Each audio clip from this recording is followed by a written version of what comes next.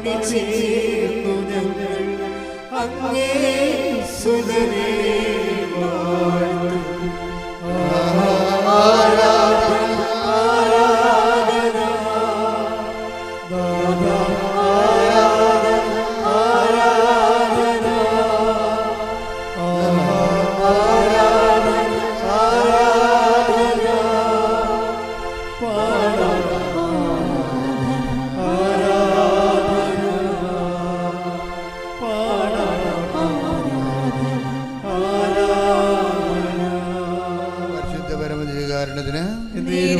ആരാധനയും സ്തുതിയും പുകഴ്ചയും ഉണ്ടായിരിക്കട്ടെ. പരമദിവ്യകാരുണ്യത്തിന് നേരവും ആരാധനയും സ്തുതിയും പുകഴ്ചയും ഉണ്ടായിരിക്കട്ടെ. മരിയൻ ഉടമ്പടിയിൽ അഡ്രസ്സ് ചെയ്യണത് 2000 കൊല്ലങ്ങളായിട്ട് അഡ്രസ്സ് ചെയ്യാത്തൊരു കാര്യമാണ്. എന്താണ്? ഉടമ്പടിയിലുള്ള ടൈം ലാഗിങ്ങിനെ ആണ് ഇത് ടൈം ഷോർട്ട് ചെയ്യണത്. എബ്രാഹത്തിന് 25 കൊല്ലം എടുത്ത് മകനെ കിട്ടാൻ, മോസസിന് വാഗ്ദാനം പാടുന്ന ആൾ പ്രാപിക്കാൻ. അപ്പോൾ മകനെ കിട്ടിക്കഴിഞ്ഞപ്പോൾ അയാൾ വയസ്സായിപ്പോയി. ഇസ്രായേൽ ജനം വാഗ്ദാന നാട് പ്രാപിച്ചപ്പോൾ മോസസ്, അത് കൊണ്ട് നടന്ന മോസസ് മരിച്ചുപോയി.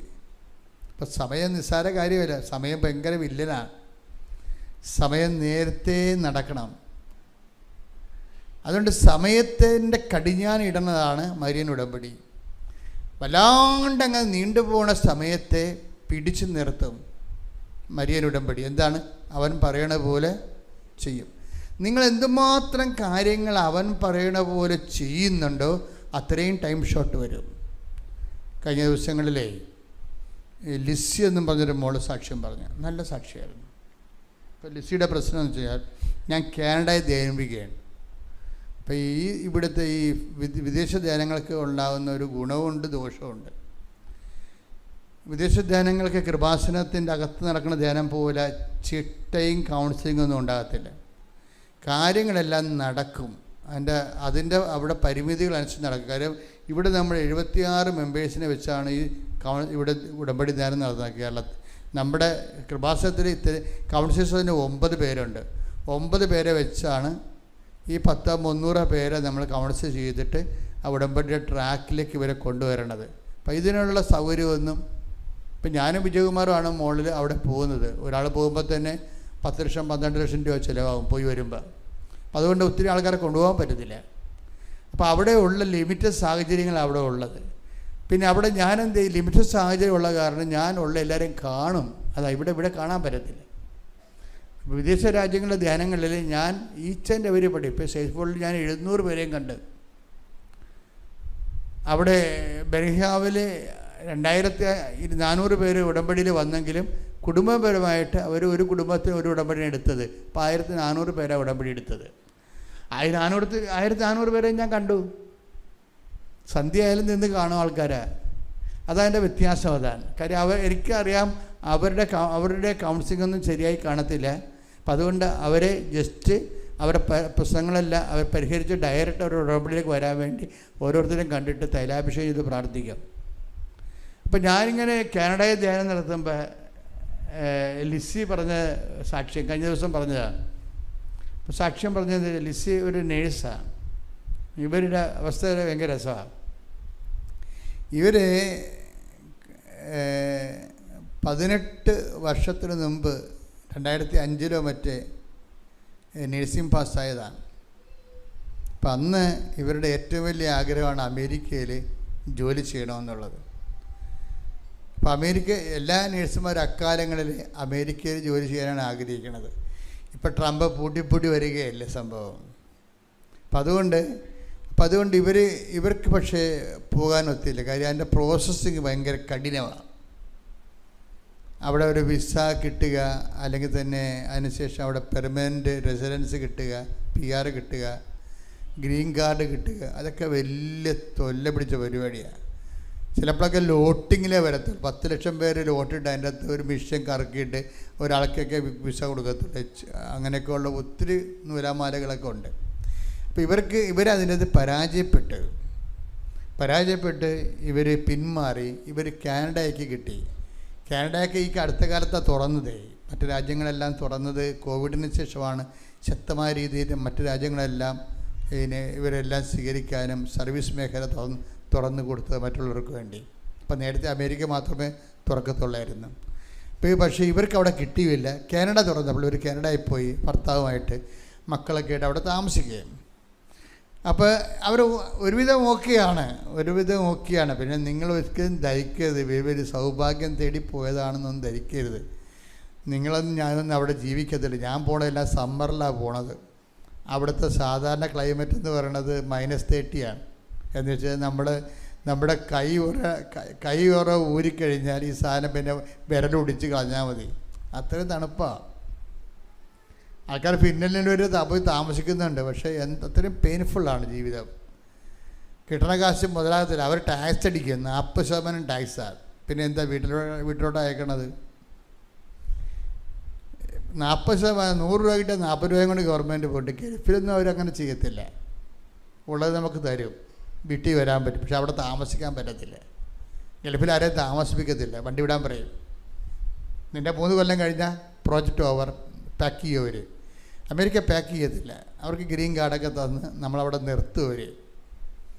അപ്പം പല ജീവിതത്തിനും പല പല പ്രശ്നങ്ങളാണ് ഉള്ളത്.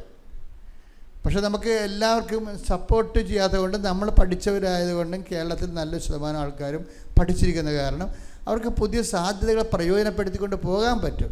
പോകുന്നത് നല്ലതാണ്. പക്ഷേ അത് നമ്മുടെ വിഷയമല്ല. അപ്പോൾ നമ്മുടെ വിഷയം എന്ന് പറയണത്, ഈ ലിസി അവിടെ താമസിക്കുകയാണ്. 10-14 കൊല്ലം അവിടെ താമസിക്കുകയാണ് കാനഡയിൽ. അപ്പോൾ ലിസിക്ക് ഒരാഗ്രഹമുണ്ട്, അവരുടെ പ്രൊഫഷൻ നല്ലവണ്ണം എക്സർസൈസ് ചെയ്യണം. ഒരു വർക്ക് സാറ്റിസ്ഫാക്ഷൻ വേണമല്ല, എല്ലാവർക്കും ഒരു പ്രൊഫഷണൽ സാറ്റിസ്ഫാക്ഷൻ ഉണ്ടാകും. അവർ പഠിച്ച ട്രേഡ് തന്നെ കിട്ടണം, പഠിച്ച സ്ഥലത്ത് തന്നെ ജോലി ചെയ്യണം. അതിനൊരു റൈറ്റാണ് നമ്മുടെ. അപ്പോൾ അവർ കിട്ടിയിരിക്കുന്ന ജോലിയിൽ, അവരുടെ പഠനത്തിൽ അവരത്ര ജോബ് സാറ്റിസ്ഫാക്ഷൻ ഉള്ള ആളല്ല. പക്ഷേ ഇനിയിപ്പോൾ കഴിയാൻ പറ്റും. ഇവർക്കിപ്പോൾ 40 വയസ്സായി. അപ്പോൾ അവർക്ക് അമേരിക്കൻ സ്വപ്നം അവർ ഉപേക്ഷിച്ചു.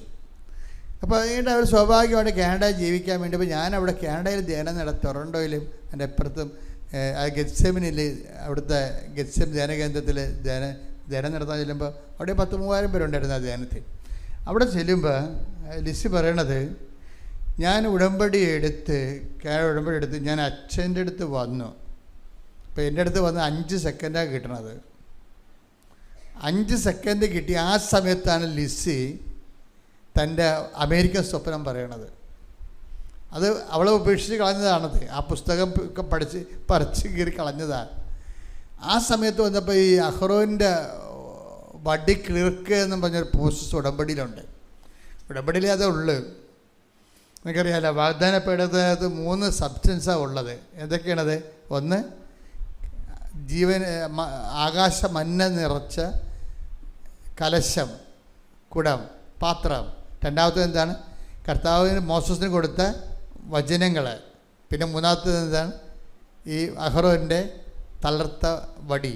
അഹ്റോൻ്റെ തളർത്ത വടിയെക്കുറിച്ച് ഒത്തിരി പേര് സാക്ഷ്യം പറയും. നമ്മുടെ പച്ച മെഴുകുതിരിയുടെ ഉദ്ദേശം തന്നെ അതാണ്. എന്താണ്?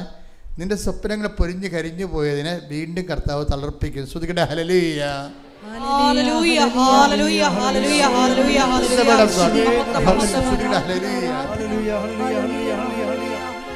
എന്തെന്നാൽ അവിടുന്ന് എന്നോട് അരുൾ ചെയ്തു, നിനക്ക് എൻ്റെ കൃപ മതി. എന്തെന്നാൽ ബലഹീനതയിലാണ് എൻ്റെ ശക്തി പൂർണ്ണമായും പ്രകടമാകുന്നത്. ക്രിസ്തുവിൻ്റെ ശക്തി എൻ്റെ മേൽ പൂർണ്ണമായി ആവസിക്കേണ്ടതിന് ഞാൻ പൂർവാധികം സന്തോഷത്തോടെ എൻ്റെ ബലഹീനതകളെക്കുറിച്ച് പ്രശംസിക്കും. എൻ്റെ പേര് സാൻഡ്ര. ഞാൻ UK നിന്നാണ് വരുന്നത്. ഞാൻ ഞങ്ങൾ ഫാമിലിയായിട്ട് ഇങ്ങോട്ടാണ് വന്നത്. ആദ്യം ഇവിടെ വന്ന അമ്മയുടെ അടുത്ത് നന്ദി പറഞ്ഞിട്ട് സ്വന്തം വീട്ടിലേക്ക് പോയാൽ മതിയെന്ന് തീരുമാനിച്ചിരുന്നു. വീട് കോഴിക്കോടാണ്. ഞാൻ കഴിഞ്ഞ പ്രാവശ്യം ഒരു സാക്ഷ്യം പറഞ്ഞിട്ടാണ് ഇവിടുന്ന് പോയത്. 2023 അന്ന് ഞാൻ OSPS പാസ്സായതും അത് കുറച്ച് സാക്ഷ്യങ്ങളുണ്ടായിരുന്നു. അതിൻ്റെ തുടർച്ചയായിട്ടാണ് ഈ പ്രാവശ്യം സാക്ഷ്യം വരുന്നത്. അന്ന് ഞാൻ ഞാൻ രജിസ്റ്റേർഡ് നേഴ്സ് ആയിട്ടില്ലായിരുന്നു. അന്ന് ഞാൻ എൻ്റെ ഓൺലൈൻ NMC പേജ് ഫോണിൽ അമ്മേനെ കാണിച്ചിട്ടാണ് പോയത്. അതിനകത്ത് ഒത്തിരി ക്രൈറ്റീരിയ ഉണ്ടായിരുന്നു എനിക്ക് ഫുൾഫില്ല് ചെയ്യാൻ. അപ്പം നെക്സ്റ്റ് ടൈം ഞാനിവിടെ വരുമ്പം അതെല്ലാം ഫുൾഫില്ലായിട്ട് ഒരു രജിസ്റ്റേർഡ് നേഴ്സായിട്ട് അമ്മേനെ മാറ്റണം എന്ന് പറഞ്ഞിട്ടാണ് ലാസ്റ്റ് ടൈം ഞാൻ ഇവിടുന്ന് പോയത്. അതുപോലെ തന്നെ അമ്മ ഇപ്പോൾ എന്നെ ഒരു രജിസ്റ്റേർഡ് നേഴ്സായിട്ടാണ് ഇവിടെ നിർത്തിയാക്കുന്നത്. അമ്മയോടും എൻ്റെ ഈശോയോടും ഒത്തിരി നന്ദി പറയുന്നു. എനിക്ക് പിൻ നമ്പർ കിട്ടുന്നത് ഇപ്പം UK ഒരു പുതിയ സ്കീമുണ്ട്. നമ്മുടെ എംപ്ലോയർ നമ്മളെ സപ്പോർട്ട് ചെയ്തതിൽ നമുക്ക് പിൻ നമ്പർ കിട്ടും.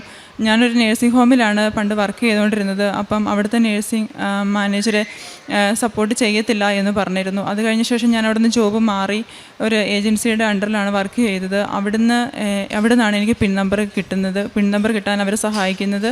എനിക്ക് പിൻ നമ്പർ കിട്ടുന്നത് ആക്ച്വലി ഒരു ഒക്ടോബർ മാസമാണ്. അത് October 1 അന്നൊരു ട്യൂസ്ഡേ ആയിരുന്നു. എനിക്ക് NMCയുടെ മെയിൽ വന്നത് ഏർലി മോർണിംഗ് ഒരു 1:45 ആ സമയത്തൊക്കെ എനിക്കറിയില്ല എങ്ങനെയാണ് മെയിൽ വന്നതെന്ന്. അമ്മയുടെ പ്രസൻസ് അമ്മ തന്നതാണെന്ന് കാണിക്കാൻ വേണ്ടി മാത്രമാണെന്നാണ് ഞാൻ വിശ്വസിക്കുന്നത്. അമ്മയ്ക്ക് ഒത്തിരി നന്ദി പറയുന്നു. അത് കഴിഞ്ഞ ശേഷം ഒരു കുഞ്ഞിന് വേണ്ടി ആഗ്രഹിച്ചിരുന്നു, പ്രാർത്ഥിച്ചിരുന്നു. എനിക്ക് 2 കുഞ്ഞുങ്ങളുണ്ട്. പക്ഷെ അവരൊക്കെ ഉണ്ടായത് ഒരു ഉടമ്പടിയിലല്ലായിരുന്ന സമയത്ത് പ്രാർത്ഥിച്ച ഒരുക്കത്തോടെയൊന്നും അല്ല ഉണ്ടായത്. പക്ഷേ അടുത്ത കുഞ്ഞിനായിട്ട് അവന് എന്താ പറയുക, ഉദരത്തിൽ ഉരുവാകുന്നതിന് മുമ്പ് തന്നെ ഒത്തിരി പ്രാർത്ഥിച്ചിട്ടാണ് ആ കുഞ്ഞിനെ കിട്ടുന്നത്. അപ്പോൾ ഇതിൻ്റെ ഇടയ്ക്ക് ഇതൊക്കെ NMCയുടെ രജിസ്ട്രേഷനും കുഞ്ഞും ഒക്കെ എല്ലാം മീൻസ് ദൈവം എല്ലാം കറക്റ്റായിട്ട് ക്രമീകരിക്കുന്നു എന്ന് പറഞ്ഞ പോലെ ആദ്യം കുഞ്ഞിനെ കിട്ടുന്നു. അത് കഴിഞ്ഞ് കുഞ്ഞുണ്ടായി 2 മാസം കഴിഞ്ഞപ്പോഴാണ് പിൻ നമ്പർ കിട്ടുന്നത്. കുഞ്ഞിന് വേണ്ടി ആഗ്രഹിച്ചു. ആ കുഞ്ഞ് 5-ാം മാസത്തിൽ സ്കാനിങ്ങിന് പോകുന്നതിന് മുമ്പ് നമുക്കവിടെ കുഞ്ഞിൻ്റെ ജെൻഡർ അറിയാൻ പറ്റും. അപ്പം അന്ന് ബൈബിൾ തുറന്നപ്പം എനിക്ക് ഈശോ തന്ന വചനം എന്ന് പറയുന്നത് കർത്താവിൻ്റെ ആലയത്തിൽ ധൂപങ്ങളും കാഴ്ചകളും അർപ്പിക്കാൻ വന്ന പുരുഷന്മാരെക്കുറിച്ച് എന്നാണ് ബൈബിൾ വചനം എനിക്ക് കിട്ടിയത്. അപ്പോൾ എനിക്ക് മനസ്സിലായത് ഒരു ആൺകുഞ്ഞാണ്. അതുപോലെ തന്നെ ഡെലിവറി ശേഷം മനസ്സിലായി കുഞ്ഞൊരു ആൺകുഞ്ഞാണെന്ന്. ഈശോയ്ക്കും അമ്മയ്ക്കും നന്ദി പറയുന്നു. അത് കഴിഞ്ഞ ശേഷം ഞങ്ങൾക്ക് UK നമുക്കറിയാലോ, നമുക്ക് പിള്ളേർ ഇവിടെ നമുക്ക് പണിഷ്മെൻ്റൊക്കെ ചെയ്യാൻ പറ്റും ആസ് എ പാരൻസ് എന്ന നിലയിൽ. പക്ഷേ അവിടെ നമുക്ക് അതിനൊന്നും പറ്റത്തില്ല. അപ്പം നമ്മൾ എന്താ പറയുക, പണിഷ്മെൻ്റ് എന്നൊക്കെ പറയുമ്പോൾ ചിലപ്പോൾ മുട്ടൊക്കെ കുത്തിയൊക്കെ നിർത്തുമായിരിക്കും എന്തെങ്കിലും ചെറിയ പണിഷ്മെൻ്റൊക്കെ കൊടുക്കാൻ വേണ്ടിയിട്ട്. പക്ഷേ അവിടെ ചിലപ്പം നമുക്ക് നമ്മുടെ ജോബ് സ്ട്രെസ് കാരണമൊക്കെ നമുക്ക് ചിലപ്പം നമുക്ക് ഓവർ സ്ട്രെസ്ഡായി പോകാറുണ്ട്. അപ്പം ചില സമയത്ത് നമ്മൾ വഴക്ക് പറയും, ചിലപ്പം ദേഷ്യം കൺട്രോൾ ചെയ്യുമ്പോൾ അടിക്കാറൊക്കെ ഉണ്ട്. അപ്പം സ്കൂളിൽ ഇവർക്ക് പ്രത്യേക കൗൺസിലിങ്ങും പരിപാടിയൊക്കെ ഉണ്ട്. അപ്പം എൻ്റെ കൊച്ചൊരു ദിവസം സ്കൂളിൽ അവൾ ഇയർ 4 പഠിക്കുന്നത്. അപ്പം അവളോട് ഇങ്ങനെ ചോദിച്ചു, നിങ്ങൾ നോട്ട് ചെയ്യുമ്പോൾ വീട്ടിൽ എന്താണ് പാരൻസ് ചെയ്യുന്നത്? അപ്പോൾ അവൾ പറഞ്ഞു, അമ്മ ചിലപ്പോൾ അടിക്കാറുണ്ട്, അപ്പം ചെയ്യാറുണ്ട്, അങ്ങനെയൊക്കെ പറഞ്ഞപ്പം അത് അവിടെ വലിയ കാര്യമാണ്. അവരത് സോഷ്യൽ വർക്കറിനെ ഇൻവോൾവ് ചെയ്തു. അത് കഴിഞ്ഞപ്പോൾ അത് പോലീസിലേക്ക് കംപ്ലയിൻറ്റ് പോയി. അങ്ങനെയൊക്കെ ഒരു ഇതുണ്ടായിരുന്നു. അപ്പോൾ സമയത്ത് ഒത്തിരി സ്ട്രെസ്സിലൂടെ കടന്നുപോയ സംഭവമാണ്. പക്ഷേ അമ്മ അതെല്ലാം അത് കഴിഞ്ഞ ശേഷം ഞങ്ങളെ ക്വസ്റ്റ്യൻ ഒരു ഇൻ്റർവ്യൂ എന്നും പറഞ്ഞ് വിളിപ്പിച്ചു. അപ്പം പോലീസ് സ്റ്റേഷനിലൊക്കെ ആദ്യമായിട്ടാണ് പോകുന്നത്. അപ്പോൾ ഒത്തിരി ടെൻഷൻ വന്നു. പക്ഷേ അമ്മ എപ്പോഴും ഈശോയും കൂടെയുണ്ട്. ഉടമ്പടിയിൽ നമ്മൾ പോകുമ്പോൾ നമ്മൾ ഈശോയും അമ്മ അറിയാതെ ലൈഫിലൊന്നും സംഭവിക്കുന്നില്ല എന്നൊരു വിശ്വാസത്തിൽ ഒത്തിരി സ്ട്രെസ്സിലൂടെ കടന്നു പോയെങ്കിലും എപ്പോഴും അവരുടെ പ്രാർത്ഥിച്ച് ബൈബിൾ വായിച്ച് അവരോടൊത്തുള്ള ലൈഫായിരുന്നു. അപ്പം അതൊക്കെ കടന്നു പോയ ഈശോ അതിനൊക്കെയുള്ളൊരു കരുത്ത് തന്നു. ഇപ്പം അതെല്ലാം സോൾവായി, അതൊക്കെ ക്ലോസ് ചെയ്തു. ഇപ്പം ഞങ്ങൾ ഓക്കെ ആയിട്ട് പോകുന്നു. അതൊരു സാക്ഷ്യം. അതുപോലെ ഒത്തിരി പിള്ളേർക്കൊക്കെ അസുഖമൊക്കെ വരുമ്പം ഉടമ്പടി വസ്തുക്കളായ ഉപ്പും തേനും ഒക്കെ കൊടുത്തിട്ടാണ് ഓരോ ദിവസവും കഴിഞ്ഞു പോകുന്നത്. പനിയൊക്കെ വന്ന് ആൻറ്റിബയോട്ടിക്കൊക്കെ എടുക്കാതെ, നിങ്ങൾക്ക് അറിയാമായിരിക്കും അവിടെയൊക്കെ ട്രീറ്റ്മെൻറ്റ് എന്നൊക്കെ പറഞ്ഞാൽ നമുക്ക് ഇവിടുത്തെ കിട്ടുന്ന പോലെ ഒരു ഡോക്ടർ അപ്പോയിൻമെൻ്റ് ഒന്നും ഒരിക്കലും കിട്ടാറില്ല. ആൻറ്റിബയോട്ടിക് ഏറ്റവും മാക്സിമം ഒക്കെ ആയാലാണ് നമുക്ക് പ്രിസ്ക്രൈബ് ചെയ്ത് തരിക. ആ സമയത്ത് പാരസെറ്റാമോളും പ്രൂഫിനൊക്കെ കൊടുത്തിട്ടാണെങ്കിൽ പോലും ഒരു പരിധി കഴിഞ്ഞ് പിന്നെ നമുക്ക് ഒന്നും ചെയ്യാൻ പറ്റത്തില്ല. നമുക്ക് ജോബുണ്ട്, നമ്മൾ തന്നെ ഓൾറെഡി സ്ട്രെസ്ഡ് ആയിരിക്കും. ആ സമയത്തൊക്കെ ഈശോയുടെ അമ്മയുടെ സാന്നിധ്യം ഉടമ്പടി ഒന്നുകൊണ്ട് മാത്രമാണ് അതൊക്കെ ഓവർകം ചെയ്യാൻ പോകാൻ സാധിച്ചത്. അതൊക്കെ ഓർക്കുമ്പോൾ ഒത്തിരി നന്ദി പറഞ്ഞാലും മതിയാവത്തില്ല. പിന്നെ പറയാനുള്ളത്, ഞാൻ ഡ്രൈവിംഗ് ലൈസൻസ് തിയറി പാസ്സായതാണ്. ഞാൻ ഓൾറെഡി ഒന്ന് പാസ്സായതാണ്. അന്ന് എനിക്ക് ഭയങ്കര ഈസി ആയിട്ട് തോന്നി. അത് കഴിഞ്ഞ ശേഷം അത് 2 വർഷം കഴിഞ്ഞു. എനിക്ക് പ്രാക്ടിക്കലിന് പോകാൻ പറ്റിയില്ല, അത് എക്സ്പയർഡ് ആയിപ്പോയി. ഇപ്പോൾ രണ്ടാമതൊന്നും കൂടെ എഴുതി. അപ്പം എനിക്ക് ആദ്യം ഒന്ന് പാസ്സായതുകൊണ്ട് എനിക്ക് തോന്നി ഞാൻ പാസ്സാവുമായിരിക്കും, ഓക്കെ ആണെന്ന് വിചാരിച്ച് പോയി. പക്ഷേ അവിടെ നിന്ന് ചെന്നപ്പോൾ മനസ്സിലായി അവർ ഭയങ്കര ഡിഫിക്കൽട്ടാക്കി ക്വസ്റ്റ്യൻസൊക്കെ. അപ്പം മനസ്സിലായി കറക്കിക്കുത്തിയാണ് ഓൾമോസ്റ്റ് എഴുതിയത്.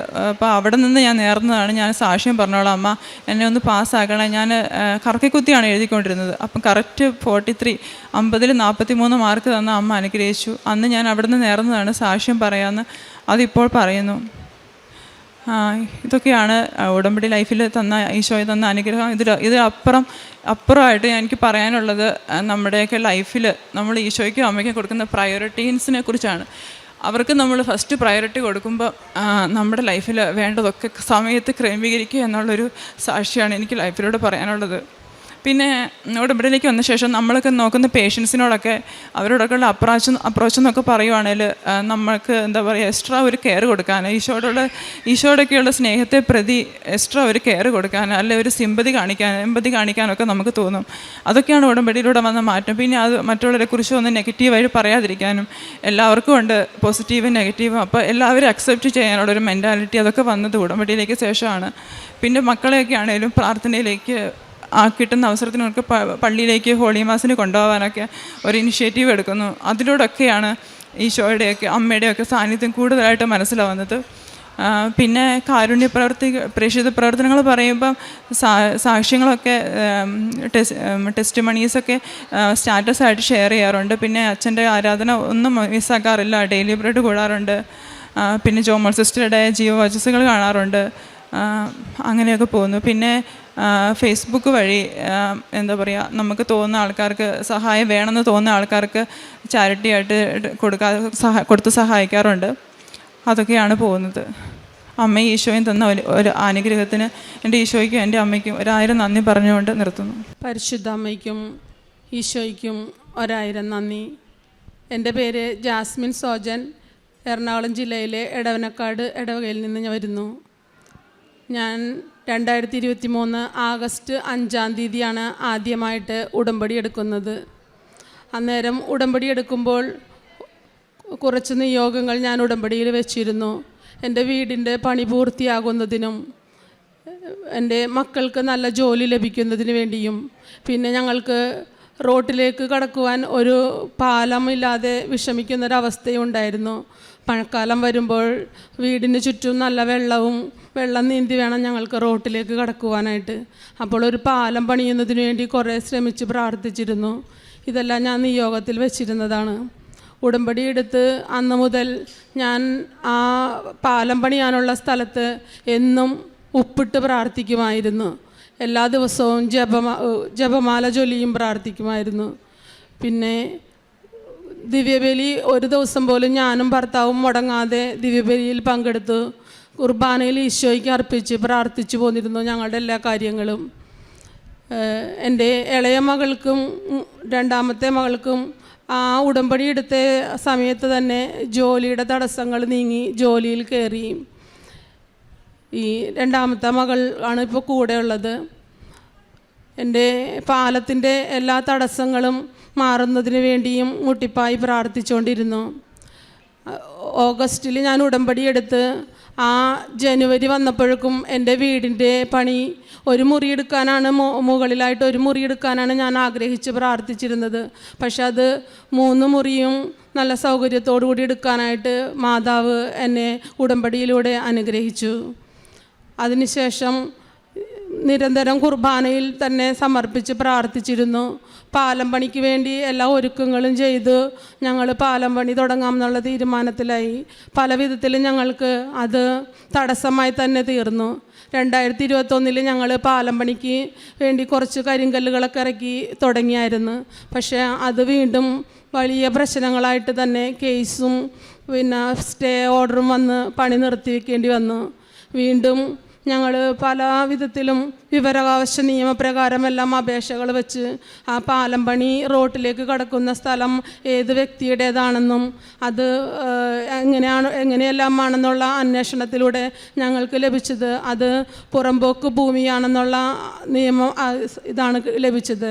അത് പ്രകാരം ഞങ്ങൾക്ക് പഞ്ചായത്തിൻ്റെയും PWDയുടെയും സാങ്ഷനോടുകൂടി പാലം പണി ഞങ്ങൾ തുടങ്ങിയപ്പോൾ വീണ്ടും എതിർപ്പുകളും ബുദ്ധിമുട്ടുകളും ഉണ്ടായി. ആ സമയത്തെല്ലാം ഞങ്ങളെ പോലീസ് സ്റ്റേഷനിൽ വിളിപ്പിച്ചപ്പോൾ ഞാൻ ഉടമ്പടി കാശ് രൂപവും ഉപ്പും കയ്യിൽ വെച്ചുകൊണ്ടാണ് ഞങ്ങൾ പോലീസ് സ്റ്റേഷനിൽ ചെന്നത്. ഞങ്ങൾക്ക് വേണ്ടി ഒത്തിരി മക്കൾ പോലീസ് സ്റ്റേഷനിൽ സഹായവുമായി ഞങ്ങളോടൊപ്പം ഉണ്ടായിരുന്നു. ഈ സമയത്തെല്ലാം ഞാൻ പോലീസ് സ്റ്റേഷനിൽ ചെന്നപ്പോഴും പഞ്ചായത്തുകളിൽ ചെന്നപ്പോഴൊക്കെ ഉപ്പ് വിതറി പ്രാർത്ഥിച്ചു കൊണ്ടിരുന്നു. അവിടെയെല്ലാം നമ്മൾക്ക് വേണ്ടി നിയമപാലകരുടെ ഭാഗത്തു നിന്ന് ഞങ്ങളുടെ പക്ഷത്തുള്ള ഒരു തീരുമാനം എടുക്കാൻ വേണ്ടി തന്നെ അവരെല്ലാവരും ഞങ്ങളോടൊപ്പം തന്നെ സഹകരിച്ചു. ആ ഒരു സമയം പാലം പണി ഒരു ദിവസം കൊണ്ട് തന്നെ ഞങ്ങൾക്ക് പൂർത്തീകരിക്കുവാനായിട്ട് പോലീസും പഞ്ചായത്ത് അധികാരികളും ഇടപെട്ട് ഞങ്ങൾക്ക് അനുമതി തന്ന് ഞങ്ങൾക്ക് പാലം പണി പൂർത്തീകരിക്കുവാനും ഇന്ന് ഞങ്ങൾക്ക് അതിലൂടെ വാഹനങ്ങളും കയറിയിറക്കുവാനുള്ള സൗകര്യം ഞങ്ങൾക്ക് തന്നു. അതുപോലെ എൻ്റെ മകളുടെ ജോലിക്ക് ഒരു ബുദ്ധിമുട്ടുണ്ടായിരുന്നു, അത് മകൾ തന്നെ പറയും. ഈശോയ്ക്കും പരിശുദ്ധമ്മയ്ക്കും ഒരുപാട് നന്ദി. എൻ്റെ പേര് ഷാനിയ സോജൻ. ഞാൻ കഴിഞ്ഞൊരു 4 വർഷമായിട്ടൊരു കമ്പനിയിൽ വർക്ക് ചെയ്യുമായിരുന്നു. ഒരുപാട് നല്ലതും ചീത്തയായിട്ടുള്ളൊരു അനുഭവങ്ങൾ എനിക്ക് അവിടെ വെച്ച് ഉണ്ടായിട്ടുണ്ട്. പക്ഷേ കഴിഞ്ഞ 1 വർഷമായിട്ട് എങ്ങനെയെങ്കിലും അവിടെ നിന്ന് മാറണം എന്ന് ആഗ്രഹം ഉണ്ടായിരുന്നെങ്കിലും വേറൊരു ജോലിക്ക് വേണ്ടി ശ്രമിക്കാൻ പോലും പറ്റാത്ത രീതിയിൽ എനിക്ക് മനസ്സിനൊട്ടും ധൈര്യമില്ലാത്തൊരവസ്ഥയായിരുന്നു. ശരിക്കും പ്രഷർ കൂടി വെറുതെ ഇരിക്കുമ്പോൾ കരഞ്ഞു പോകുന്ന ഒരവസ്ഥയെ കൂടെ ആയിരുന്നു കടന്നു പോയിക്കൊണ്ടിരുന്നത്. ഒരിക്കലും ഇതിനു മുമ്പ് ഞാൻ കൃപാസനത്തെ പറ്റി കേട്ടിട്ടുണ്ടെങ്കിൽ എൻ്റെ മനസ്സിലുണ്ടായിരുന്ന ചിന്തയെന്ന് പറഞ്ഞാൽ ഇവിടെ വന്നില്ലെങ്കിലും പള്ളിയിൽ പോയാലും ഇടവക പോയാലും പ്രാർത്ഥിച്ചാൽ മതിയല്ലോ എന്നുള്ളൊരു ചിന്തയൊക്കെയായിരുന്നു എനിക്ക് ഉണ്ടായിരുന്നത്. പക്ഷേ അമ്മ ഉടമ്പടി എടുത്ത് പാലത്തിൻ്റെ തടസ്സങ്ങളൊക്കെ ഏകദേശം മാറിക്കഴിഞ്ഞ സമയത്ത് എനിക്ക് തോന്നി ഒരിക്കലും ഒരു ഉത്തരം കിട്ടാത്ത സമയത്ത് ഇവിടെ കൃപാസനത്തിൽ നിന്ന് പ്രാർത്ഥിച്ച് കഴിയുന്ന സമയത്ത് മാതാവ് ഭയങ്കരമായിട്ട് ഇടപെടുന്നതായിട്ട് തോന്നി. അങ്ങനെ എല്ലാ പ്രത്യാശയും നഷ്ടപ്പെട്ട് ശരിക്കും പറഞ്ഞ ഒരു ഡിപ്രഷൻ്റെ അവസ്ഥയിൽ നിൽക്കുന്ന സമയത്താണ് ഞാൻ കഴിഞ്ഞ ഈ 2025 മാർച്ച് 29 അമ്മയോടൊപ്പം വന്ന് ഉടമ്പടി എടുക്കുന്നത്. ഉടമ്പടി എടുത്തപ്പോൾ ഞാൻ പ്രാർത്ഥിച്ചത് അടുത്ത ജൂൺ 29 മുമ്പ്, അതായത് 3 മാസം തീർന്നതിന് മുമ്പ് എനിക്കൊരു ജോലി കിട്ടാൻ വേണ്ടിയിട്ടായിരുന്നു ഞാൻ പ്രാർത്ഥിച്ചത്. പക്ഷേ 2 മാസം തീർന്നതിന് മുമ്പ് തന്നെ എനിക്ക് ഇപ്പോൾ വർക്ക് ചെയ്യുന്ന കമ്പനീനേക്കാളും അത്യാവശ്യം നല്ലൊരു കമ്പനിയിൽ വളരെ നല്ലൊരു പാക്കേജോട് കൂടെ തന്നെ വളരെ നല്ലൊരു ജോലി ലഭിച്ചു. ഈ ജൂൺ 16 എനിക്ക് ജോലിക്ക് പ്രവേശിക്കാൻ വേണ്ടി പറ്റും. ഈ അനുഗ്രഹം തന്ന പരിശുദ്ധ അമ്മയ്ക്ക് നന്ദി. ഞാനും ഭർത്താവും എല്ലാ ദിവസവും തന്നെ ദിവ്യബലിയിൽ മുടങ്ങാതെ പോയി പ്രാർത്ഥിച്ചുകൊണ്ടിരുന്നു. ഞാൻ മാസത്തിൽ 2 തവണ കുമ്പസാരിക്കും. അതുപോലെ തന്നെ മരുന്നിനും ചികിത്സയ്ക്കൊക്കെ ബുദ്ധിമുട്ടുന്ന ഒത്തിരി മക്കൾ ഞങ്ങളറിയുന്നവർക്ക് മക്കളുടെ ശമ്പളത്തിൻ്റെ സാലറിയിൽ നിന്നും അവർക്കെല്ലാം മരുന്നിനായിട്ടും എന്നെക്കൊണ്ട് പറ്റുന്ന രീതിയിൽ ഞാൻ അവർക്ക് ചെയ്യുന്നുണ്ട്.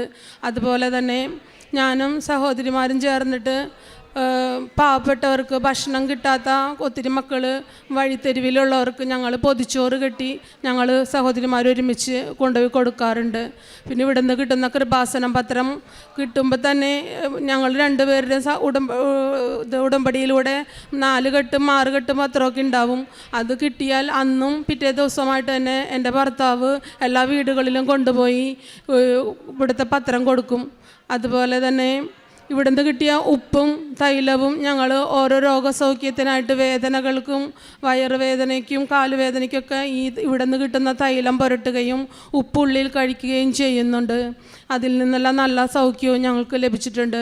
മാതാവ് ഞങ്ങൾക്ക് ഒത്തിരിയേറെ അനുഗ്രഹങ്ങൾ ഞങ്ങളുടെ കുടുംബത്തിനായി തന്നതിന് 1000 നന്ദി ഈശോയ്ക്കും മാതാവിനും. എൻ്റെ പേര് വർഗീസ്. ഞാൻ ചാലക്കുടിയിൽ നിന്ന് വരണേ. 18/12/23 ഉടമ്പടി എടുത്തത്. 10 വർഷമായിട്ട് വെരിക്കോസ് വെയിൻ്റെ ഒരു മുറിവുണ്ടായിരുന്നു. അത് അതികാഠിന്യമാവുകയും വലിയൊരു മുറിവിലേക്ക് മാറുകയും ചെയ്തു. എല്ലാ ഡോക്ടർമാരും പറഞ്ഞത് ഇത് മാറുവാൻ പ്രയാസമാണ്. എന്നാൽ ദൈവാനുഗ്രഹമെന്ന് പറയട്ടെ, എൻ്റെ പെങ്ങൾ വഴി ഇവിടെ ഒരു കൃപാസനമുണ്ടെന്ന് അറിയുകയും ഇവിടെ വരുവാൻ സാധിക്കുകയും ഇവിടെ വന്ന് പ്രാർത്ഥിക്കുവാനും ഉടമ്പടി എടുക്കുവാനൊക്കെ സാധിച്ചതിൻ്റെ ഫലമായി എൻ്റെ വെരിക്കോസ് വെയിൻ, ആ വലിയ വ്രണം, നീര് പരിപൂർണമായിട്ട് സുഖപ്പെട്ടു. പരിശുദ്ധ അമ്മയോടുള്ള ചെറുപ്പകാലം മുതലുള്ള വിശ്വാസത്തിൻ്റെ അടിത്തറയ്ക്ക് ഉതകുന്ന വിധത്തിൽ എനിക്ക് വിശ്വാസം കൂട്ടിത്തന്ന് അമ്മ എന്നെ അനുഗ്രഹിച്ചു. അതുപോലെ തന്നെ എനിക്കൊരു വലിയ ഒരു ജോലിയുടെ ഭാഗമായിട്ട് ഒരു ഗ്യാസ് സ്റ്റൗ ഓൺ ചെയ്തു, ഒരു വശത്തുകൂടെ ഗ്യാസ് ലീക്ക് ചെയ്ത് അതിഗംഭീരമായ ഒരു അപകടത്തിൽ നിന്നും അത്ഭുതകരമായി ഞാൻ രക്ഷപ്പെട്ടു. എന്നാൽ ചെറിയ പൊള്ളൽ തലയിലെ മുടിക്കൊക്കെ സംഭവിച്ചെങ്കിലും കാശുരൂപത്തിൻ്റെ ബലത്തിൽ ഷർട്ടിന് പോലും പൊള്ളലേൽക്കാതെ ഞാൻ രക്ഷപ്പെട്ടു. അത് എൻ്റെ ജീവിതത്തിൽ ഒരിക്കലും ഞാൻ പ്രതീക്ഷിച്ചില്ല ഇങ്ങോട്ട് തിരിച്ചു വരുമെന്ന്. അത്രയും വലുതായിരുന്നു ആ ഭാഗ്യം. അമ്മയുടെ സഹായത്താൽ കിട്ടിയ ആ വലിയ ഭാഗ്യം ഒരിക്കലും മറക്കാൻ പറ്റില്ല. പിന്നെ അടുത്തത് ഞാൻ 65 വയസ്സോളായി. ഡ്രൈവിംഗ് ലൈസൻസ് പുതുക്കാൻ വേണ്ടാന്ന് വിചാരിച്ചു. എങ്കിലും അന്ന് പുതുക്കി കളയാമെന്ന് വെച്ച് ചെന്നപ്പോൾ 100 നിയമങ്ങളും 100 കാര്യങ്ങളുമായിരുന്നു. അതും മാതാവിൻ്റെ ഈ എല്ലാ കാര്യത്തിലും എനിക്കുണ്ടായത് മാതാവിൻ്റെ ഉപ്പും മാതാവിൻ്റെ തേനും മാതാവിൻ്റെ തൈലവുമാണ്. ജോസഫച്ചൻ്റെ പ്രാർത്ഥന കൂടാറുണ്ട് എല്ലാ ദിവസവും, ഡെയിലി ബ്രെഡ്, അത് മുടക്കാതെയില്ല. അങ്ങനെ എൻ്റെ ഡ്രൈവിംഗ് ലൈസൻസ് ഞാൻ ഫസ്റ്റ് ടൈമിൽ തന്നെ പാസ്സായി, എനിക്ക് തന്നു. അത് കഴിഞ്ഞ് മൂന്നാമത്തെ വെച്ചാൽ ശാരീരികമായിട്ട് അസ്വസ്ഥതകളുണ്ട്, വേദനകളുണ്ട്. പിന്നെ പെട്ടെന്നൊരു ദിവസം ഉണ്ടായ വയറുവേദന, അത് ഈ പ്രാർത്ഥനയുടെയും മാതാവിൻ്റെ ഓർമ്മയും ഒക്കെ മനസ്സിൽ വെച്ച് അതൊക്കെ ആ തൈലവും ആ ഉപ്പിൻ്റെ ബലത്തിൽ എല്ലാം മാറിക്കിട്ടി. ഇപ്പോൾ സ്വസ്ഥമായിട്ട് സമാധാനമായിട്ടാണ് മുന്നോട്ട് പോകുന്നത്. അപ്പോൾ ഈ കൃപകളൊക്കെ എനിക്ക് ഇവിടെ വരുവാൻ സാധിച്ചത് എൻ്റെ പെങ്ങളാണെന്ന് പറഞ്ഞല്ലോ. അതിൻ്റെ ഇടയ്ക്ക് അച്ഛന്മാരായിട്ടുമൊക്കെ പരിചയമുണ്ട്, ഫാദേഴ്സായിട്ട് പരിചയമുണ്ട്. എങ്കിലും ആർക്കും ഇവിടത്തെ പറ്റി പറയുമ്പോൾ വലുതില്ലെങ്കിലും ഞാൻ എല്ലാ അച്ഛന്മാരോടായാലും എല്ലാ മക്കളോടായാലും അത്ഭുതം എന്ന് പറയുന്നത് ദൈവനിശ്ചയം പോലെയാണ്. ബെത്ലഹേമിൽ പരിശുദ്ധ കന്യാമറിയത്തിന് ഈശോയ്ക്ക് ജന്മം നൽകാൻ ബെത്ലഹേമാണ് തിരഞ്ഞെടുത്തെങ്കിൽ കൃപാസനം അതുപോലൊരു അത്ഭുത സ്ഥലമാണ്. ആ അത്ഭുത സ്ഥലത്ത് വരുവാൻ എനിക്ക് യോഗ്യത തന്ന പരിശുദ്ധ അമ്മയ്ക്കും കൃപാസനം അമ്മയ്ക്കും അതിരുകവിഞ്ഞ നന്ദി രേഖപ്പെടുത്തുന്നു.